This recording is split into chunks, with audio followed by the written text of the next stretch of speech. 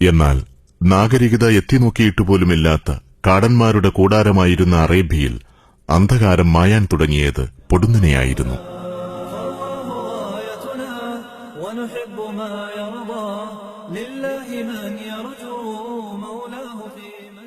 കെമിസ്ട്രിയുടെ പിതാവ് Jabir bin Hayan, experimental ഫിസിക്സിന്റെ പിതാവ് ഇബ്നു ഹൈസം, റോബോട്ടിക്സിന്റെ പിതാവ് അൽ ജസരി, സർജറിയുടെ പിതാവ് അബുൽ ഖാസിം അസഹറാവി, വൈദ്യശാസ്ത്രത്തിന്റെ പിതാവ് ഇബ്നു സീന, പീഡിയാട്രിക്സിന്റെ പിതാവ് മുഹമ്മദ് ബിൻ സക്കരിയ റാസി, പ്രകാശശാസ്ത്രത്തിന്റെ പിതാവ് ഇബ്നുൽ ഹൈസം, ആൽജിബ്രയുടെ പിതാവ് മുഹമ്മദ് ബിൻ മൂസ അൽ ഖവാരിസ്മി, എൻക്രിപ്ഷന്റെ പിതാവ് അൽ ഖ്യുന്തി, ജിയോഡസിയുടെ പിതാവ് അൽ ബൈറൂണി തുടങ്ങിയ വ്യോമയാനത്തിലെ അഗ്രഗാമികളും ജ്യോതിശാസ്ത്രത്തിലെ ശ്രദ്ധേയമായ കണ്ടുപിടുത്തങ്ങൾക്ക് വഴിയൊരുക്കിയവരുമെല്ലാം അറബികളായിരുന്നു.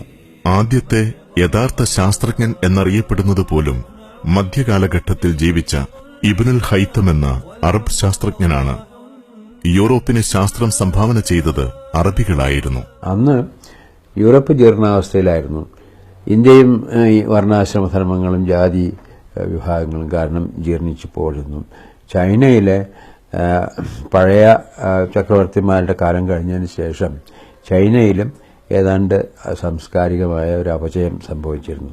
അങ്ങനെ പടിഞ്ഞാറും കിഴക്കുമുള്ള പ്രദേശങ്ങളിൽ പഴയ പുരാതനമായ സംസ്കാരത്തിന്റെ പൈതൃകം മങ്ങിക്കിടന്ന ഒരു കാലഘട്ടത്തിലാണ് അറേബ്യക്കാർ, പുതുതായിട്ട് അറേബ്യയിലെ ആളുകൾ, അവർക്കതുവരെ ഉണ്ടായിരുന്നില്ല, ആ രംഗത്തേക്ക് വരികയും ഈ രണ്ട് ഭാഗത്തു നിന്നുള്ള സംസ്കാരങ്ങളുടെ പ്രചോദനം ഉൾക്കൊണ്ട് അവയെ സമന്വയിക്കാനുള്ള നേതൃത്വം കൈക്കലാക്കുകയും ചെയ്യുന്നത്.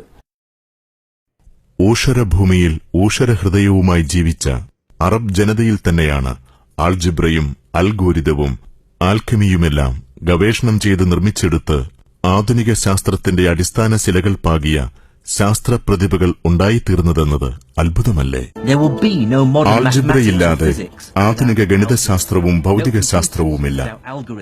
അൽഗോരിതമില്ലാതെ ആധുനിക കമ്പ്യൂട്ടറുകളില്ല. ആൽക്കമിയില്ലാതെ ആധുനിക രസതന്ത്രവുമില്ല. ചരിത്രത്തിൽ മുൻ മാതൃകകളില്ലാത്ത ഈ സാംസ്കാരിക വിപ്ലവത്തിന്റെ വേരുകൾ തേടുമ്പോൾ നാം ചെന്നെത്തുക കാതങ്ങൾക്കപ്പുറം അറേബ്യൻ ഉപദ്വീപിലെ മണൽക്കാടുകളിൽ ഒരു വലിയ മനുഷ്യന്റെ മുൻപിലാണ്. ചരിത്രത്തിന്റെ ഗതി മാറ്റിയെഴുതിയ നിരക്ഷരനായ ആ മനുഷ്യൻ മുഹമ്മദ് എന്നറിയപ്പെടുന്നു.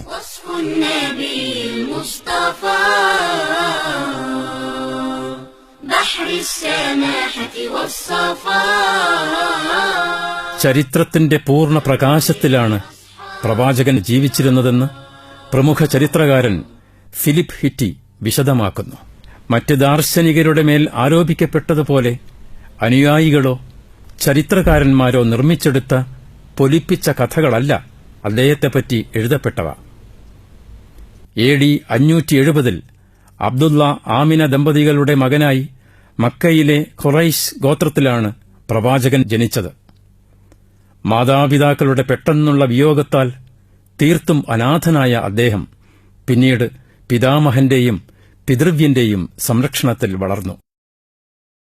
അദ്ദേഹം ചുറ്റുപാടുകളുടെ മാലിന്യത്തിൽ നിന്ന് അകന്ന് ജീവിച്ചു.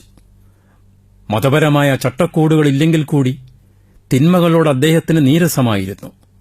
മക്കക്കാർ അൽ അമീൻ വിശ്വസ്തൻ എന്നും സാദിഖ് സത്യസന്ധൻ എന്നും അദ്ദേഹത്തെ പേര് വിളിച്ചു.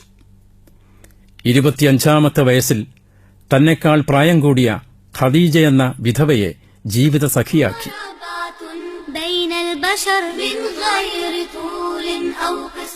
والشعر أسود لونه والوجه حاكاه القمر والشعر أسود لونه